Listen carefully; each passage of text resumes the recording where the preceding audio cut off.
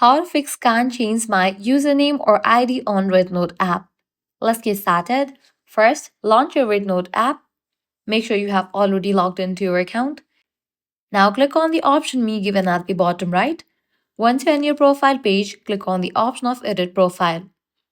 Now, if you try to change your name or ID, you are not able to do that.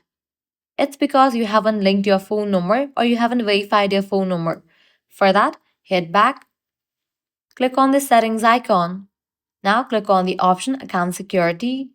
Click on the option Mobile. Now click on this drop down and select your country. Then go ahead and type in your phone number. Click on link. You'll be receiving verification code in your phone number that you have just entered. With that, the phone number will be linked. Once you link your phone number, you'll be good to go. You'll be able to change your name as well as user ID. For that, you can head back again, go to your profile page, then click on the option of edit profile. And from this page, you can easily remove your old name and ID and change it. So this way you are able to fix the issue, can't change my user ID or username on Rednote app. If this guide was helpful, do not forget to like, share, and subscribe to our channel. Thanks for watching.